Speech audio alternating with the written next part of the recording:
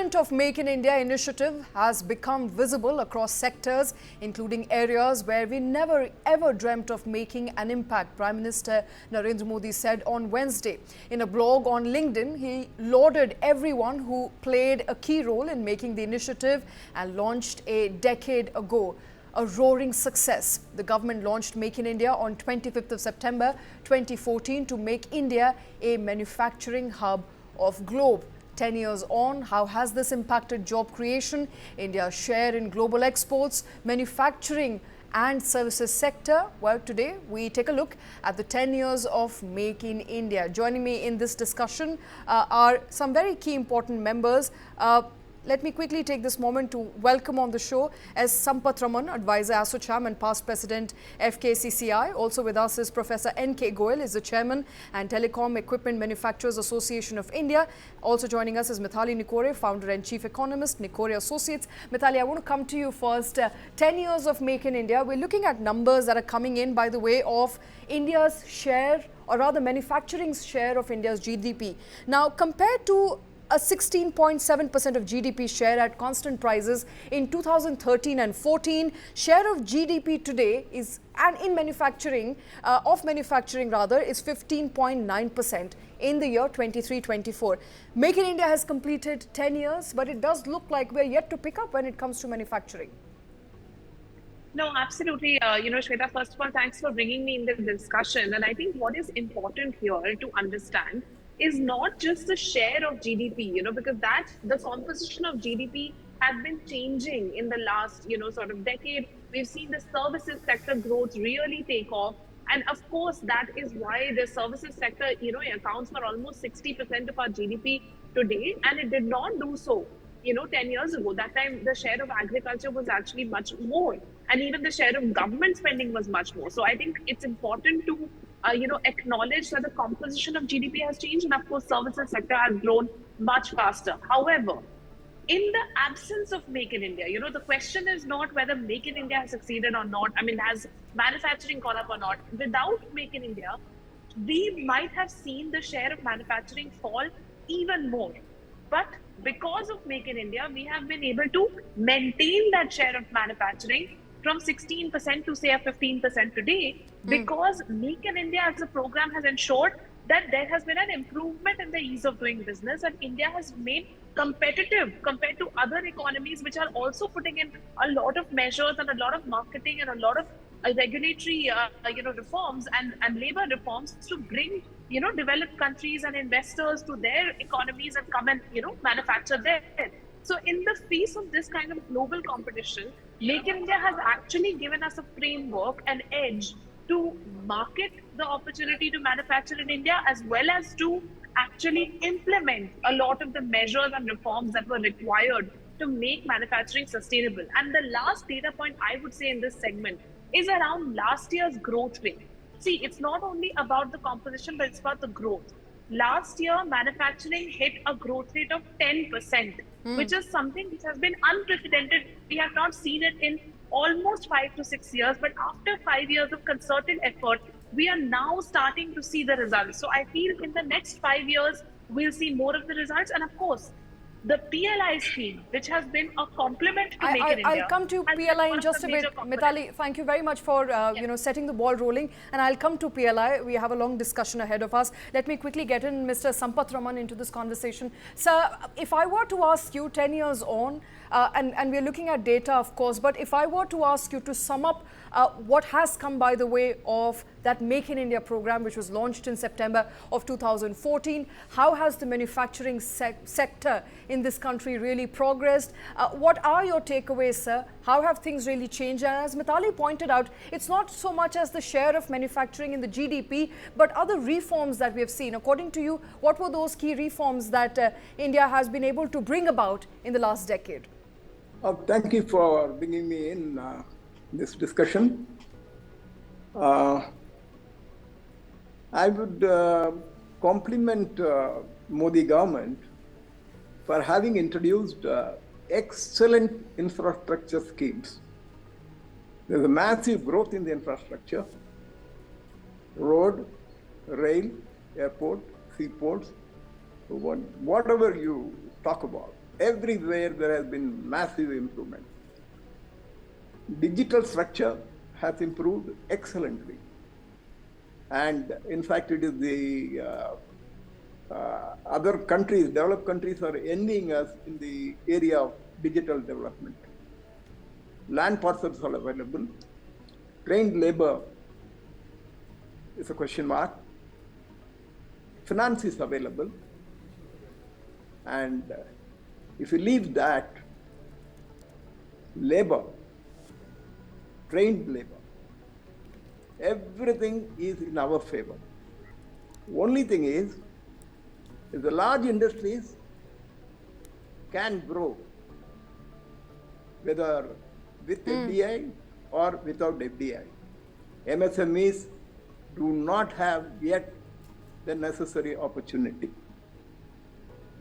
The lady who spoke talked about EODB. EODB is not there at all. It is a farce. Everywhere there are stumbling blocks. It is not only the central government. It is both center and state have to work together in this area, especially when power, water, labor, all land, all are in the hands of states. Not much can be done by the center. If both of them work together, or in all the states where both are working together, the growth is phenomenal. And okay, the one thing I would, rather 2 points I was critical about is the subsidies which are given for Sir, the social. Sir, sorry, They are we'll being- stick to Make in India for now, if you allow me to, because we're discussing 10 years of wait, 10 there- years there's of a Make in deep India, sir. word. I would like to stick to Give Make in me India. a Let me quickly second. bring in Mitali back into this conversation. Then, Mitali, to your point, and you were discussing, of course, how PLI has been a great initiative by the government, the current NDA government, to really bring about some sort of change when it comes to manufacturing in India. For the longest time, we talked about rolling out a red carpet, getting rid of red tapeism. But as far as setting shop for some of these key industries in this country is concerned, we've seen electronics do fabulous when it comes to making in India. India's share of electronics manufacturing globally has gone up. Some of these key sectors, including pharmaceuticals, have done really well when it comes to PLI. According to you, has PLI been a success? So I think first of all, it's not fair to evaluate PLI at this point. The PLI scheme was introduced in 2021. We've only seen about 3 years of its, implementation. Of course, the initial data is showing that the PLI scheme is progressing. So of course, the initial trends seem to suggest that we are going in the right direction. But we have to give it sufficient time. I would say 5-year mark is where we should be commenting on whether it's a success or not. The second point is, which are the sectors that are doing really well on PLI? The first one, as you said, electronics. The second one, I would say, is smartphone manufacturing. 99% of smartphones that are being used in India today for domestic use are being manufactured in India. I mean, this is a massive turnaround from a situation in 2021 where almost all of our, electronics were imported. The second area in which it's doing really well is actually when you look at the components manufacturing. A lot of auto components, electronic components, we don't see these sectors because they are not so glitzy. But you can see even like a number of companies are coming in from Japanese and South Korean companies coming in the value chains, setting up manufacturing units. I've personally seen them in several clusters in the south of India as well as in Rajasthan. And we can already see the impact of those on the local economic development. And then the third aspect about PLI, which is very important, is that certain companies are taking the decision to manufacture in India and also export, like not only for the Indian market, but also export to other markets from India. And that brings us crucial foreign exchange. So therefore, there's a very important benefit of the PLI scheme, which right now has not been captured, but we need to study that in terms of how many companies are saying we'll manufacture in India and export from India because of the PLI scheme. All and right. I think this is happening more and more in my consultations. Absolutely. I think that will be an important thing to note down, whether to understand if PLI for the past 3 years has been a success or not. But let me also get in, Mr. Sampath Raman. I think an important conversation that we were having is with respect to India's export share. Now, without really going into numbers, we do know that we are living in a very difficult economic environment. While India has been able to cut down on its import, which means essentially signifies that there's been some sort of self-reliance, that India is meeting its own needs and demands internally. Export figures are not looking very good right now. Would that be because our exports are not subpar excellence? We've not been able to tap into new supply chains? Or do you believe it's because of what's happening socio-economically, geopolitically, worldwide, where the demand seems to be way lower today in the past couple of years? This is what I was trying to bring about in my discussion. If the cost of production is going to be higher than China, you can never be on the growth path with respect to export. The funniest part is, what was $20 billion current account deficit has gone to $30 billion. It is all because we are not competitive. That's the one point I was trying to bring about when I said the subsidies are getting loaded to the cost of power, cost of water, cost of all other inputs. Say, if there is an NPA of a large industry, whatever is the write-off that is done, in the interest form, it is loaded on the MSME. This is how the costs are going up. So our MSMEs are not competitive, because of which we are not able to grow in exports. If you ask about PLI, yes, it's a great success in my opinion. In case of large industries, like what Mithali quoted, and also Semiconductor recently, a lot of investments are coming in. And pharma, there are a lot of investments have come. It is all in the large industries. If India has to grow, 97% of the MSMEs are micro, and they also have to grow, and they are to be export capable. Their quality is poor, their costs are higher.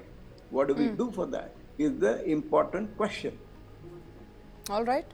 Mithali, I think a very important point, brought about by your fellow panelist, and that is that India is losing out when it comes to manufacturing, and which has been recognized by Commerce Secretary as well, is that when it comes to making and competing with countries like Mexico, Vietnam, Bangladesh, we incur a high cost, and we incur a high cost not at the factory gates, but also the cost of logistics, which is relatively higher in India compared to some of these developing nations. What does one really do about it? We know that there is a bottleneck here.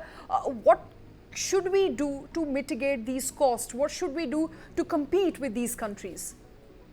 Absolutely. And in fact, I'm really glad that you brought up Vietnam, because I literally just returned from a 2-week trip to Vietnam, and really spent a lot of time studying the industrial cluster there, studying the logistics. And see, there are 2 or 3 differences between, say, a Vietnam kind of a country and of course, India, which is much, much bigger. So it's obviously, one is the geographical size. But some of the things we can do, when we look at countries like Vietnam, how they have optimized.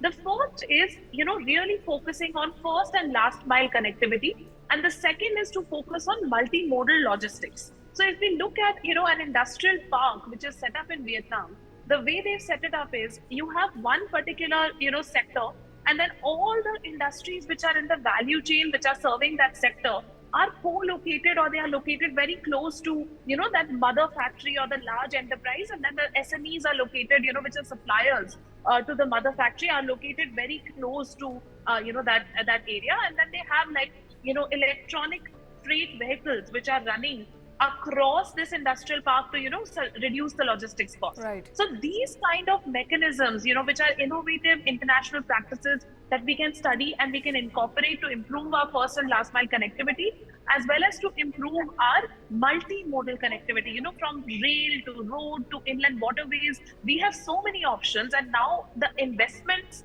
that are being facilitated in the railway sector, in the inland waterway sector, are going to bring us those benefits, in the future, so that we can reduce our dependence on just trucks.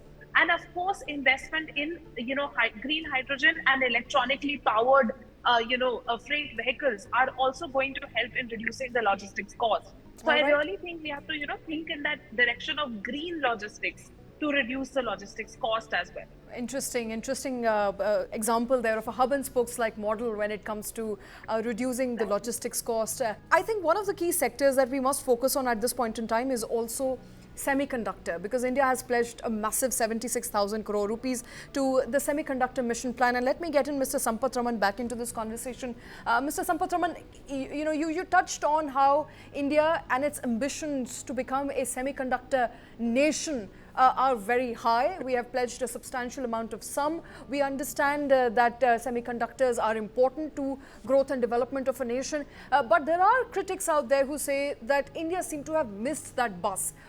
While we are doing enough and more to get fabs in place, to set up shops, or to set up rather semiconductor facilities which can not so much manufacture but can facilitate manufacturing. In your understanding, do you think we must miss the bus, sir? Or is there enough and more interest when it comes to semiconductor, and we will be able to give a competition to some of those players who've been making semiconductors for a while now?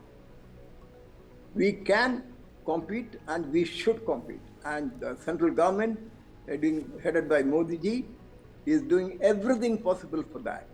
See, the sectors which we have to concentrate are, as Mithali said, the mobile phones and electronics, then the bulk drugs, which you had mentioned, and semiconductor, and similar large industries, we have to concentrate.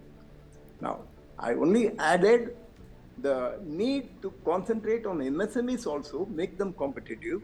The one point I want to bring about here is, we are importing pins, we are importing patakes, we are importing watches. See, we say, our traders lack patriotism. That is not the question. If the quality is good and the price is better, people will import. If we have to prevent that, we have to be competitive inside. Okay. Are we looking at it? This is a very, very important question. And there is one point I want to add more is, the complaint cost in India is very, very, very high. Professor Goyal, we missed you during the entirety of our conversation. So let me end with you, sir. We are talking about PLI, we're talking about Make in India. It's been 10 years of Make in India. It's been a couple of years since PLI scheme was launched in telecom sector for that matter, and alluding to what some of your co-panelists are saying, and they're saying if you do not make quality products within the country, the chances of it being exported are very, very low. At the same time, if you continue to be import dependent, which is the case here in telecom sector, because the data suggests that India imports 7 times the telecom equipments it exports out of the country. As someone who's a representative of the telecom sector, run us through what your experience has been of 10 years of Make in India and whether PLI has been successful in your particular sector. First of all, let me say that MII scheme has been most successful in terms of our Honorable Prime Minister roaming success.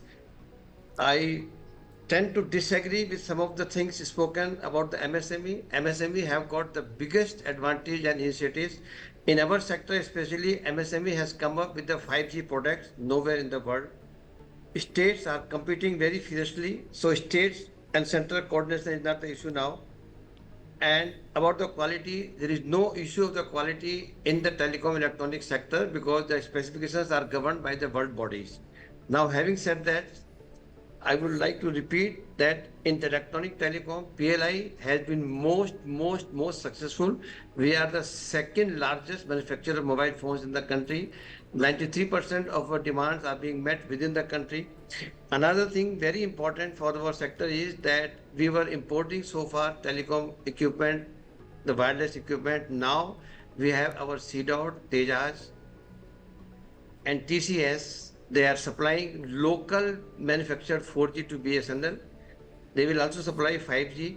We have embarked upon an ambitious mission for 6G, India to be the global leader, and we will. PLI has been very successful. There are lots of things which has gone into this thing, including, in fact, India is now treated world over as the most safe, secure, and reliable and economically telecom manufacturing country because our products are safe, secure, cyber safe. We are giving the best quality. In fact, in the case of 4G, our quality is better than anybody else in the world. Okay. And then just one, specifically some of the thing like PLI and also Gati Shakti has been very nice. And last sentence is that our Minister of Communications, Mr. Sindhya, he's so interested and so keen that every month he is taking meeting, also the Piyush Goyal. Professor Goyal, thank you for summing that up for us. I think with that we've run out of time on this segment, but I think important takeaways, of course, is that we've come very far when it comes to making in India. It's been 10 years of Make in India, while the numbers when it comes to manufacturing share of the GDP may not be the only area of interest that can attest to the success of Make in India. There are various factors that are quite in line with what was expected of Make in India program 1 decade on, and the industry leaders, of course, are very confident of what India is capable of achieving. Mithali Nikore, Professor N.K. Goyal, as Sampath Raman, thank you very much for taking time out and for joining us on the show.